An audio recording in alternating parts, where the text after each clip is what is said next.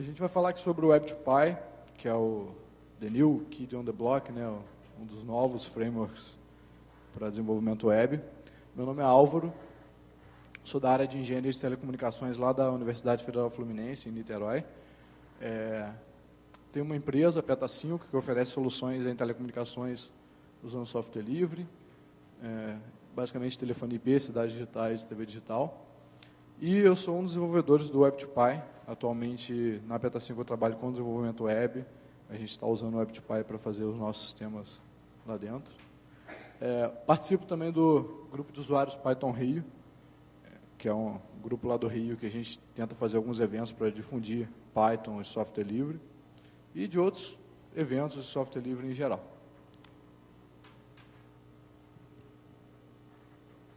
Então, bom dia, meu nome é Douglas e vou falar um pouquinho de mim. Eu trabalho atualmente no DataPrev com desenvolvimento web e lá a gente trabalha basicamente com Python, Django e estamos começando a implantar lá o Web2Py.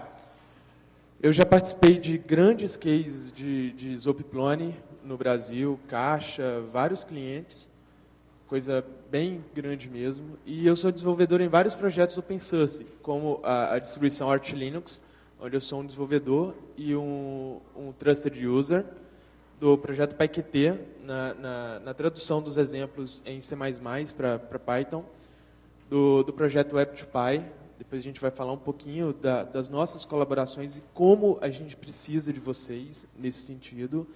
E já ajudei alguns projetos lá do Plone Collective, o Plone Popul, o Zopscale e o Plone Ontology. Então, esse é o fluxo aí da nossa palestra. A gente vai uma apresentaçãozinha sobre o Web2Py, depois a gente vai dar uma introdução sobre ela, falar um pouquinho das características, funcionalidades, e aí a gente vai mostrar uma aplicação que eu imagino que a gente imagina, né, não, que vocês conheçam bem. Então, vai ser um exemplo legal para quem conhece. Então, beleza, o Web2Py. O que é o tal do Web2Py? Como o Álvaro falou, o Web2Py é o new kid on the block dos frameworks Python. É um framework muito simples, muito fácil de aprender, com muitas inovações, coisas que a gente não vê em outros frameworks para desenvolvimento web Python. E uma outra coisa muito legal no Web2Py é que o fluxo de desenvolvimento dele é muito rápido. Então, a gente não tem, não tem aquela curva de aprendizado muito acentuada que a gente tem em outros frameworks, como o Zope, por exemplo. Então, o início do desenvolvimento de aplicações em Web2Py é muito simples. Por que ele foi feito dessa forma? Porque o criador desse framework é um italiano que mora nos Estados Unidos chamado Massimo Di Piero. E esse italiano, ele criou esse framework para educar as pessoas. Então, ele é um professor numa faculdade lá de Chicago, que é a Universidade DePaul, e ele criou esse framework para dar aula de desenvolvimento web para os alunos. Então, ele começou meio que como uma brincadeira. Só que, como todos os outros projetos open source de sucesso, o Linux, por exemplo, o Django, vários outros projetos open source, quando ele liberou esse framework na internet, na rede, ele fez um sucesso enorme. Por que ele fez um sucesso enorme? Porque ele possui, a gente vai mostrar um pouquinho disso aqui, várias funcionalidades muito inovadoras. Por exemplo, o Zope tem vou falar de uma característica para dar um exemplo e depois a gente segue com as outras. Então, uma característica muito legal dele é que eu consigo desenvolver através do navegador. Então, eu tenho como se fosse uma IDE no navegador, onde eu consigo trabalhar. Lembra um pouquinho, para quem já mexeu com Rails, um projeto que chama Heroku. Então, no Heroku, eu tenho uma interface web completamente no navegador, onde eu consigo desenvolver aplicações baseadas em Rails. É muito bacana para quem quiser dar uma olhada. Então, o Web2Py já traz isso por padrão. Então, o grande jogo e o que impulsionou muito o Web2Py é essa facilidade dele, que a gente vai ver um pouquinho. A gente criou uma aplicação não muito pequena, assim, se fosse analisar os requisitos, mas de uma forma muito rápida, muito simples, com pouco código escrito. Então, muito bacana. E uma coisa engraçada que tem no WebPy é que no livro do framework, o Máximo fala, olha, eu peço desculpas, a primeira linha que ele fala no livro é que ele pede desculpas porque ele já falou publicamente que era horrível você ter diversos frameworks em Python. Então, ele pede desculpas porque ele foi lá e criou mais um. E por que ele criou mais um? Porque tinha diversas coisas nos outros frameworks que você começa de uma maneira muito fácil, só que existem algumas coisas, como, por exemplo, quando eu preciso customizar uma interface de administração, quando eu preciso criar algumas coisas baseadas no que já existe. Para alguns frameworks, isso é muito complicado. Então, o Máximo tentou juntar, ele fez uma pesquisa muito aprofundada, ele não saiu criando o framework do zero, então ele fez uma pesquisa aprofundada e ele juntou tudo o que ele viu de bacana nos frameworks Python, ele tentou juntar isso no WebPy. Então, a gente vai mostrar isso daqui a pouquinho, essas funcionalidades tão interessantes. Bom, já vou começar aqui falando um pouquinho de código, vocês devem estar ansiosos aí. Basicamente, o fluxo, né, mostrando aqui como é que funciona o fluxo de quando um usuário faz uma requisição. Então, chega ali embaixo o request, a primeira coisa que ele faz é ir lá no model, o WebPy segue o modelo MVC, tá? Então, ele vai lá no model e no arquivo lá em cima, myapp.models, db.py, a gente tem aquelas 3 linhas lá. Onde, primeiro, ele conecta num banco de dados SQLite. Segundo, ele já define uma tabela chamada comment e define um campo na tabela chamada body. E embaixo, ele já define que esse campo não pode ser um campo vazio. Tá? Próximo slide, por favor. Então, depois, ele vai para um action. O que é esse action? É o controller que vai estar relacionado com o que, na verdade, aquela URL vai processar. Né? Então, ali a gente tem, por exemplo, a index. Esse usuário chamou, por exemplo, a index dessa aplicação. E lá ele chama um SQL form, que a gente vai comentar um pouco mais à frente.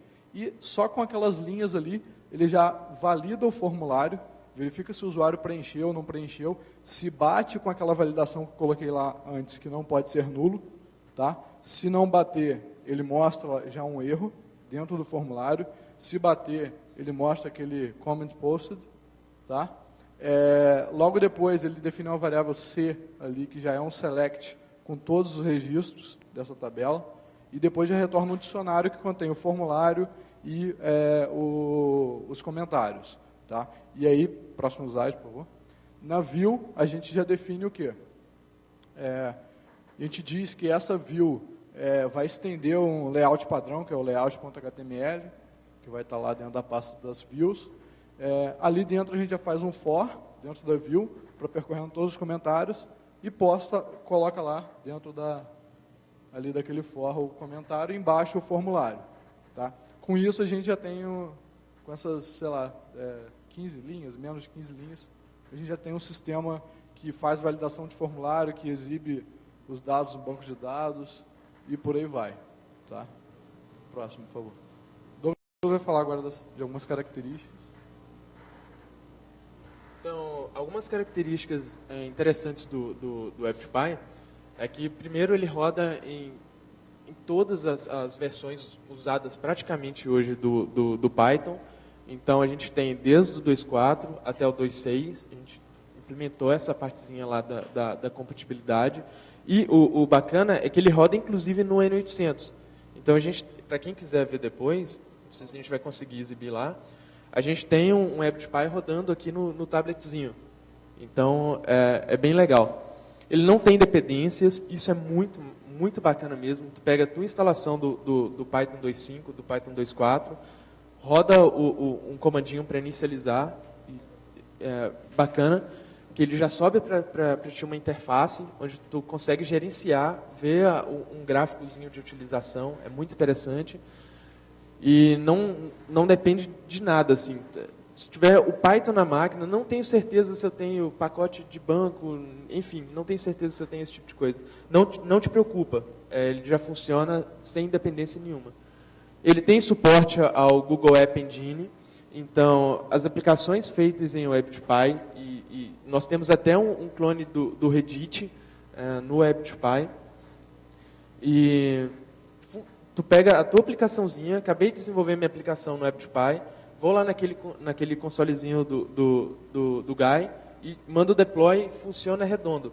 A gente está trabalhando agora em uma integração, a gente vai mostrar a interface de administração do WebPy para vocês daqui a pouco, e a gente está trabalhando no processo para integrar isso com a interface de administração. Então, da interface de administração do WebPy, tu vai conseguir fazer o deploy da tua aplicação no Guy. Então, a gente está trabalhando nisso e esperamos ter resultados em breve. Então, ele não requer instalação nem configuração inicial, isso é muito legal. Eu não preciso me preocupar em scripts de instalação, Python setup.py install, não preciso me preocupar com nada disso. Eu baixo o pacote da página do WebPy, descompacto e rodo, mais nada. Pô, mas precisa de uma configuração inicial, configuração de encoding, configuração do sistema. Então, tu não tem nada disso no WebPy. Tu baixa e roda. Esse é um dos pontos que o Máximo queria, que fosse simples. O mais simples possível, que qualquer pessoa pudesse usar. Que mesmo as pessoas que estão aprendendo, engatinhando no desenvolvimento web, pudessem ter uma plataforma forte, uma plataforma confiável, uma plataforma fácil de desenvolver. Então, esse foi um ponto crítico nas decisões de design do framework do Máximo. Uma coisa que a gente prima muito no WebPy e que a gente está trabalhando muito para melhorar é essa questão da documentação. Hoje, a gente pode falar que a gente tem uma documentação de qualidade. Nós temos um livro que o Máximo escreveu, ele está terminando agora a segunda edição do livro, com atualização de todas as funcionalidades que a gente colocou. E a gente tem muito tutorial, inclusive como eu posso utilizar o RM do Django no WebPy, como eu consigo integrar aplicações Django com PHP. Então, eu tenho tutoriais de todos os tipos. Então, é bem bacana. E outra coisa que é muito legal nesse sentido da documentação é que a gente tem um suporte de qualidade também. Normalmente, quando uma pessoa descobre um bug no WebPy, a correção dele demora menos de 2 dias. Porque se o Máximo não resolve, algum dos outros desenvolvedores resolve. Então, a gente não tem atualmente bugs abertos. E quando esses bugs são abertos, a gente resolve muito rápido. Então, é bem bacana. A gente fala que tem alguns desenvolvedores que são bots. A gente não acredita que é tão rápido assim. Mas quando a gente começa a interagir, a gente observa que as correções e o suporte é muito bacana. E o legal é que não existem camadas assim no WebPy. Quando tu tem uma dúvida, normalmente tu conversa direto com a equipe que desenvolve e conversa diretamente com o Máximo, que é o autor do framework. Então não existem camadas entre a pessoa que tem dúvida e a pessoa que tira a dúvida. Isso é muito legal no WebPy. Outra coisa que a gente tem na aplicação, de brinde, a hora que você começa a desenvolver com o WebPy, tu já ganha uma aplicação de scaffold. Então, tu já tem uma aplicação praticamente pronta, assim, onde tu vai modificando aquilo que você precisa para rodar. Quero que o menu seja diferente. Tu modifica o menu. Quero que a aplicação funcione de forma diferente. Então, tu modifica aquilo e rapidinho tu tem uma aplicação pronta. Depois a gente vai mostrar a árvore. Ali está o Triview, porque a gente vai mostrar uma árvorezinha. E outra coisa legal é que a gente trabalha com rotas com regex, com expressões regulares. Só que tem uma diferença, por exemplo, do Django. No Django, eu tenho que mapear as URLs na mão. Cada URL que eu preciso fazer, eu tenho que definir uma entrada lá no arquivo urls.py, como a maioria de vocês sabe aqui, que mexe com Django. E no WebPy, isso é feito automaticamente. Se eu quero fazer um mapeamento diferente das URLs, e às vezes eu preciso, porque a gente vai ver daqui a pouquinho, que a sequência de URLs que ele gera é meio diferente. Então, às vezes eu preciso de um conjunto de URLs mais simples, então eu uso o routes para fazer isso. voltar, por favor, 2 slides. Mais um. Isso. Só para falar mais sobre a parte das URLs, nesse caso aqui, por exemplo, o meu controller que eu estou criando ali é myapp.controllers.default.py, tá? E lá dentro, volta mais um, por favor. Lá dentro tem uma função index. Como é que ficaria a URL? Ficaria lá localhost, se estiver rodando local, ou seu site.com, /myapp, /default, que é o nome do arquivo PY, que a gente está criando, /index. Tá? Então, ele já cria isso automaticamente. É só você sair criando função ali dentro, que ele já vai criando as URLs automaticamente. Sem precisar adicionar uma expressão regular e tudo mais. Se você quiser, dá para fazer /index direto, já jogar lá para dentro e fazer o reverso para você criar o URL igual no Django. Passa, por favor. Aí. Bom, sobre a interface administrativa, na verdade é uma aplicação do Web2Py, então a gente tem o framework, e o framework ele já vem com 3 aplicações. A primeira é o Welcome, que é uma aplicação de exemplo, que tem um formulário de exemplo e por aí vai, que geralmente você usa ela para começar uma aplicação nova. Então, quando você quer criar uma aplicação nova, você faz uma cópia da Welcome e aí modifica lá dentro, que ela já tem a estrutura toda criada lá.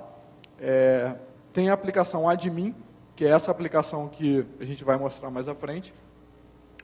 A partir dela você pode instalar outras aplicações, fazer commit Mercúrio, fazer muita coisa.